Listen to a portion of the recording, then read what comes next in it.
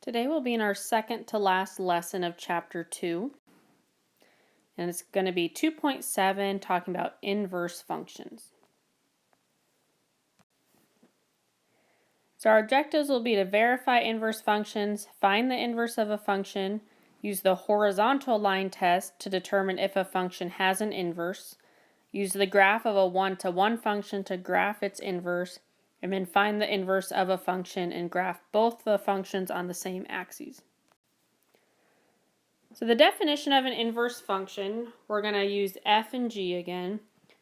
So f of g of x, the x, it's going to have to equal that function. And then if you look at the next one, g of f of x also equals x. So that x is important. And the function g is the inverse of the function f, and you write it as f with a little -1 exponent. And you read that as f inverse.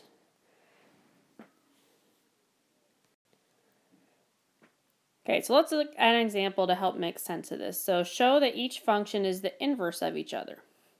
So our first step is to find f of g of x by replacing x in f's equation with g of x. So we did practice this in the last lesson, so we're going to keep practicing here. So we're replacing it in f's equation. So here's f's original equation. We're going to replace each x with g of x. So right here I'm going to put g of x.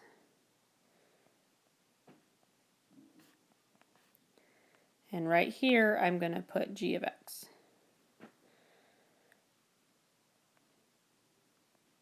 And again, the parentheses, if you don't do the parentheses exactly how I'm doing it, it's fine. It just helps me stay organized.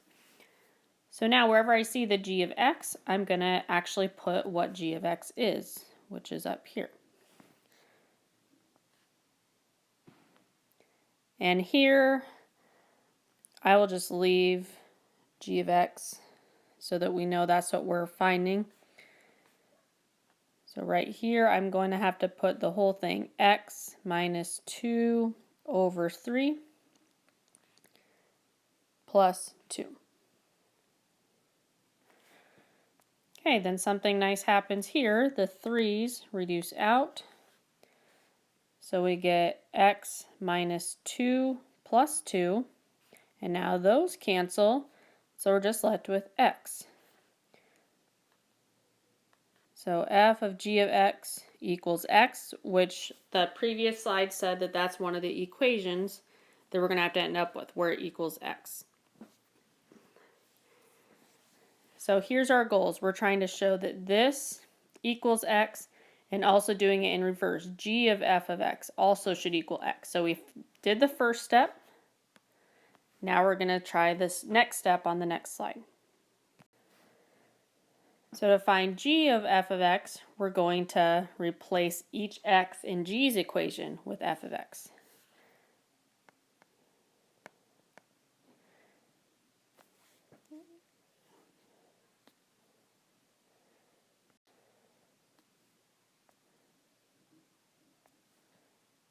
So let's just write the original equation for g of x before I replace anything. And now I'm going to replace the x in g's equation with f of x.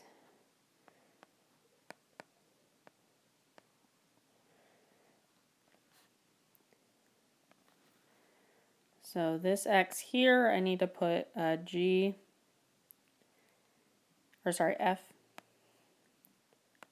of x minus 2 over 3.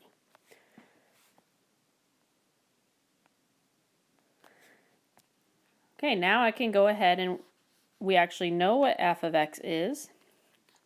So I'm going to replace this f of x with what it is, 3x plus 2. Then I still have this minus 2 over 3. So all I did was I replaced my f of x with 3x plus 2.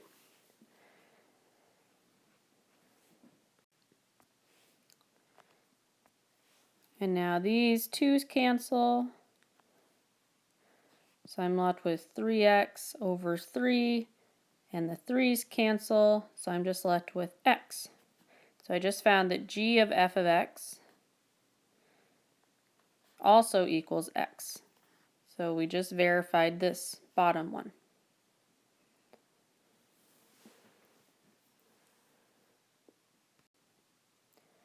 So step 3, let's write what we found.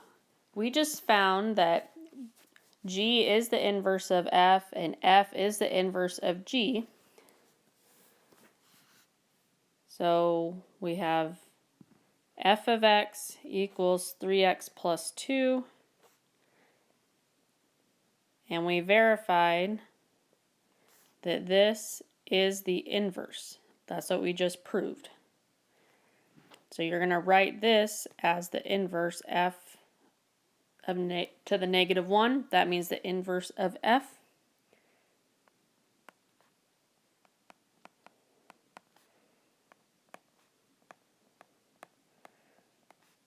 So pretty much we're just replacing the g by saying that it is the inverse of x. So this is what we just found. Okay, and I have a little chart here to help us understand. So if you look at this first one, 3x plus 2. So we had the x, we multiplied by 3, and now we're at 3x. And if you add 2, you end up with 3x plus 2. So that was our f of x formula.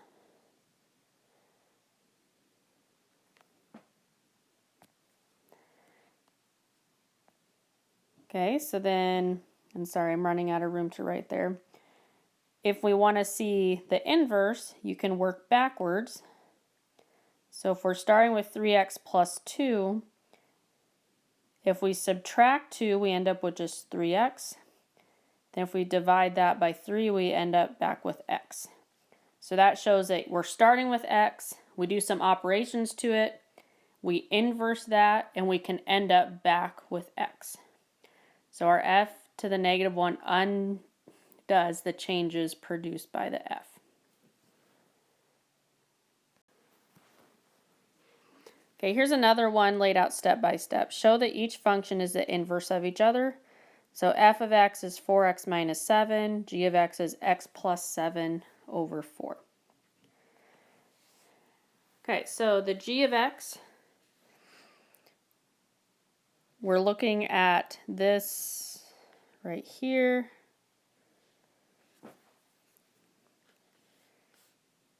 So we're trying to find f of g of x. So you take f's formula and you put g of x into it. So this was what g of x was. So I replaced my x here with g of x, which was x plus 7 over 4. And then we also had this minus 7 at the end. So then the 4's cancel. You're left with x plus 7 minus 7. Then the 7's cancel and you're just left with x.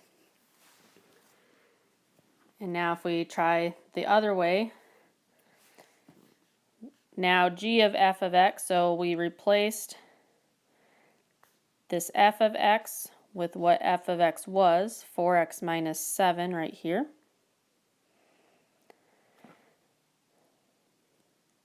And then we plugged it in to g of x formula. So this x right here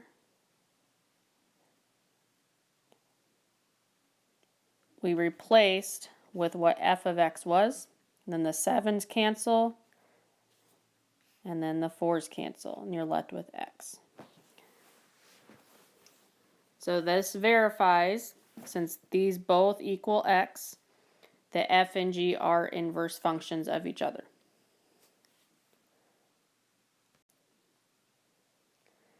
Okay, now we're going to try to find the inverse of a function. So the equation for the inverse of a function f can be found by doing these steps. First, you're going to replace f of x with y. Then you're going to interchange or flip around the x and the y. Then you're going to solve for y. If the equation does not define y as a function of x, the function f does not have an inverse function and you can stop. If this equation does define y as a function of x, the function f does have an inverse function.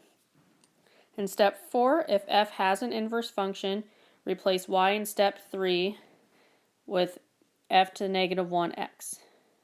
That's just the inverse. We can verify our result by showing that f in the inverse equals x and f inverse to f of x equals x. So a lot of words there. Let's go ahead and do step by step on these next slides. Okay, step 1, replace f of x with y. So we're just going to put a y in right here. So we have y equals 7x minus 5. That is step 1. Step 2, interchange the x and the y. So we're going to flip around the x and the y. And now we're going to solve for y. So if this is my equation, I'm trying to isolate the y by itself. So I'm going to add the 5. Get x plus 5 equals 7y. Divide by 7. So you get x plus 5 over 7 equals y. And now we're going to replace y with the inverse notation.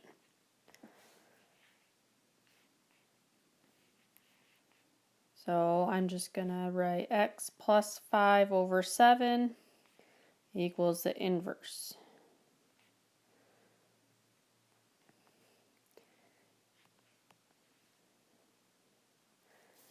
Okay, so that is our inverse of 7x minus 5. Those operations undo each other.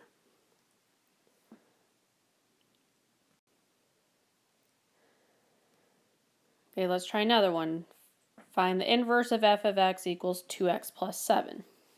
So the first step, we replace this with a y. Then we flipped the x and the y around. And then we went ahead and solved it. So the first step was to minus the 7. So we have x minus 7 equals 2y. Then divide by 2. And we get this. And then you replace the y with f to the negative 1, and you get that. So as long as you follow the steps, these actually aren't too bad. You just have to go one step at a time. Okay, let's try another one. Replace f of x with y, so I'm going to put a y in right here. Interchange the x and the y.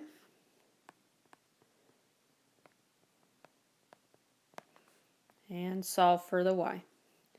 So here's my equation. I need to isolate the y, so I'm going to subtract 1. I get x minus 1 equals y to the third. To undo cubing, you have to take the cube root. So that cancels out these symbols, and you get y equals the cube root of x minus 1. And your last step is to replace the y with the inverse. So our inverse of our original equation is the cube root of x minus 1.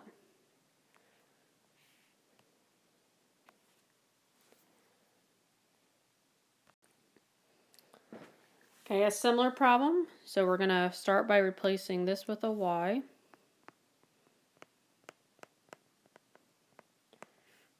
Then interchange our x and y.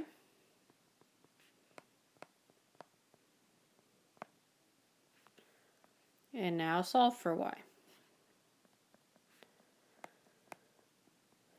Add 1.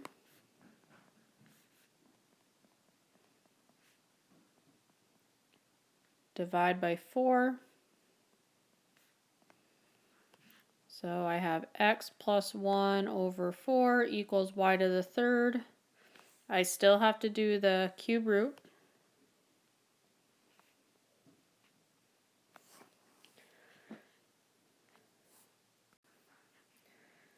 So I end up with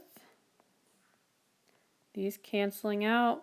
So I just have y equals the cube root of x plus 1 over 4. That all needs to be under the cube root sign. So in step 4, we're going to replace the y with the inverse notation.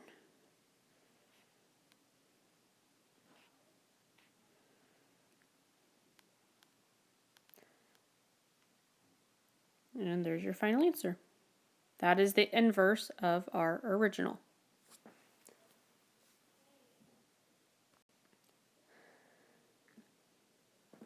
Okay, this one has a denominator. So there is a stipulation on this. X cannot equal 3 because the bottom would be 0 if you put a 3 in there. So first step, we're going to put a y in for f of x.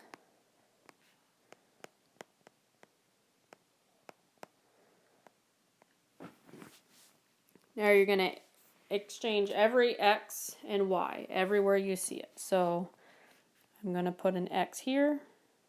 I'm going to have to put a y on the top and a y on the bottom.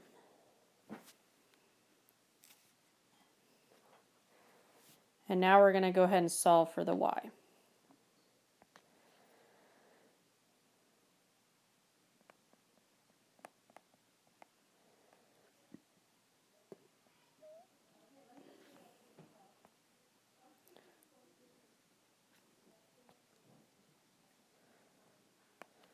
Okay, so here's the issue. We have a y on the top and the bottom. Our first step is going to be to try to get rid of it in the denominator. So I'm going to start by multiplying by y minus 3 on both sides to get these to cancel. So then on this side, let me do it over here, I'd have y minus 3 times my x. Then I just have y plus 2 on the other side. If I distribute this, I get x, y minus 3x equals y plus 2. Okay, we have an issue. We have a y on both sides. So the easiest thing to do is to try to get those on the same side of the equation. Then we can try to factor something out. So I'm going to write what I have.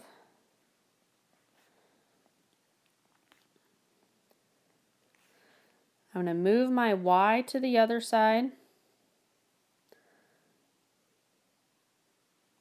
And I'm going to move this over to that side. So I'm going to have to minus the y. So that gives me xy minus y. And I'm also going to add the 3x to move it to the other side.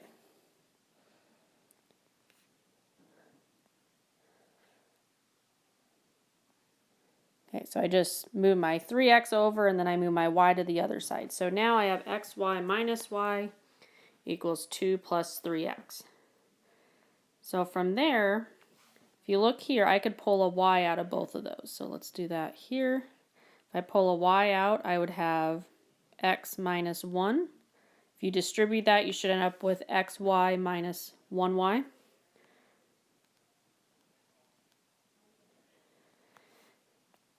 And finally, to get the y by itself, I can divide by my x minus 1. And I have to keep that together because it was in parentheses together. So I have y finally by itself equals 2 plus 3x over x minus 1. You don't need those parentheses anymore. So that's what we get for step 3. Then step 4 is just to replace this right here. So I'm going to change that to an f to the negative 1, x equals 2 plus 3x over x minus 1.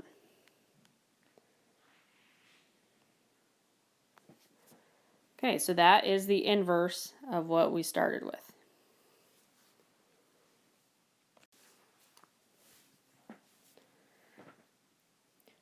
Okay, now we have talked about a vertical line test before. Now with inverses, we're going to look at a horizontal line test.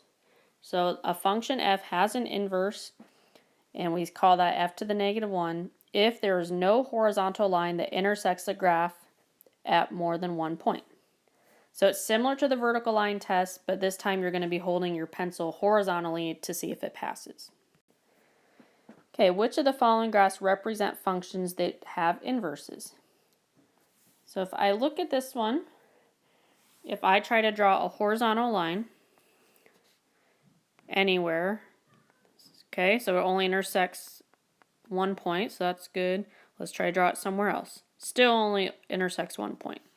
So this one does have an inverse because it passed the horizontal line test.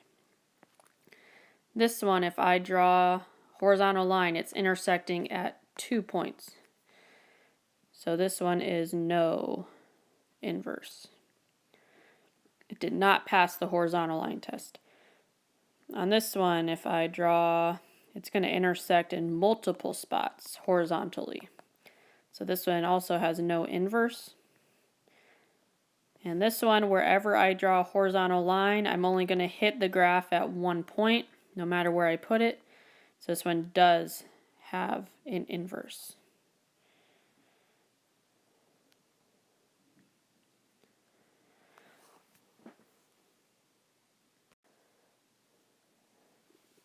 Okay, this one, they went ahead and drew the lines, so let me do them in red.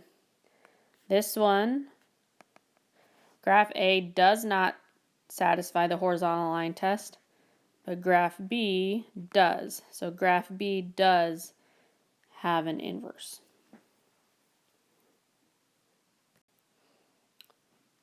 Okay, now we're going to look at how the graphs of f and its inverse relate. So the graph of the inverse is a reflection of the graph of f about the line y equals x.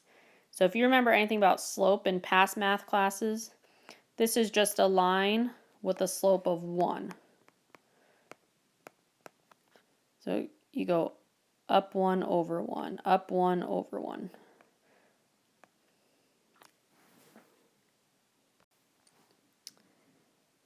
Okay, so we're going to use the original graph of f here to draw the graph of its inverse. So step 1, we're going to figure out, does this satisfy the horizontal line test before we move on?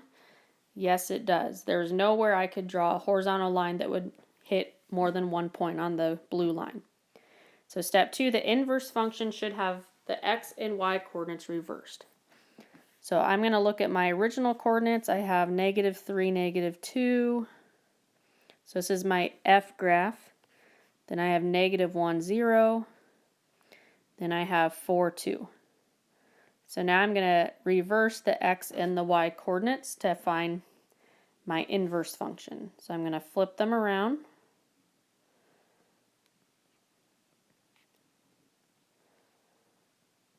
And then let's go ahead and graph those.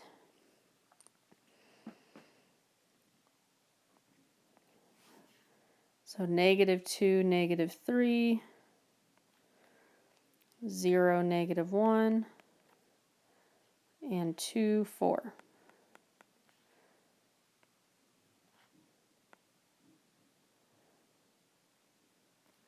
So this is my inverse graph. So it's going to be y equals the inverse of x. Okay, then you should be able to see that that line that was up 1 over 1, which just keeps going through these coordinates in red,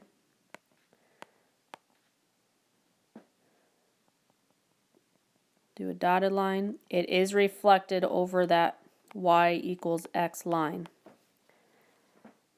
So that's how you can double check if you did it right. So step 3, verify that the graph of the inverse is the reflection of f over the line y equals x. It is over that red line, so we should be good. Okay, here's another one. So use the graph of f to draw f inverse. So my graph of f looks like I have a coordinate of 4, 1. Then I see a -2, 2.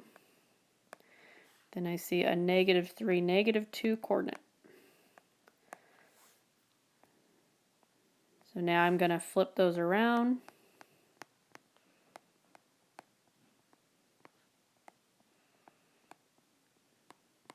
So 1, 4 was this one, 2, -2 is this one, and -2, -3 is that one. So looks like the graph looks good. So if you put those together on one graph, we get this picture. And here's our y equals x line. And it is a reflection over that. So we did correctly find the inverse. 2 more slides here. So find the inverse of a domain restricted function. So we're graphing f of x equals x squared minus 1. So if you remember from previous lessons, this is a quadratic or a parabola. But this -1 means it shifts down 1. So that's why it starts down here. So does this satisfy the horizontal line test? It does not, because look, if I graph lines that are horizontal, I'm going to keep hitting more than one spot. So no. But there is a way we can make this pass the horizontal line test.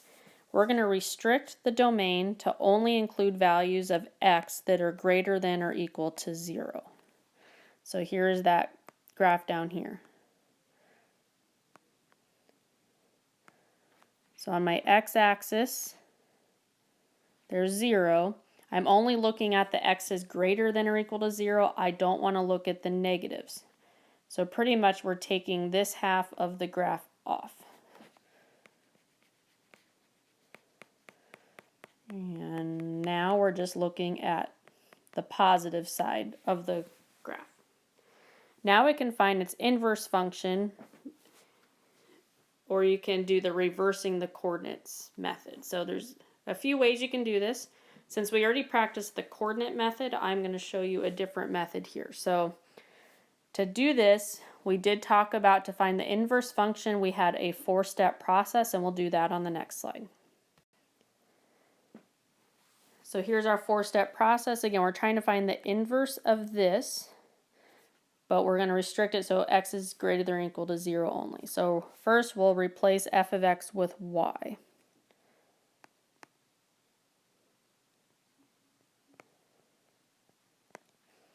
Then interchange your x and y.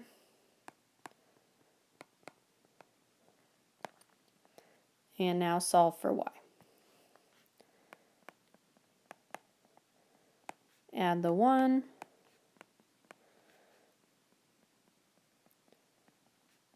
And take the square root at the end.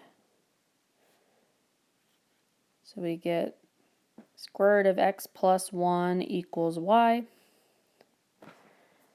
And your final step is to replace y with the inverse notation. So let me start with the y. I'll replace it with the inverse. It's the square root of x plus 1. Okay, so now we need to graph that. So if you remember the square root function, that's like a little curve. So that's my green line. So it's this one. And you notice those are reflections. That is a reflection over the y equals x line. So you will notice you could have picked some coordinates and reversed them. Like this one is 2, 3.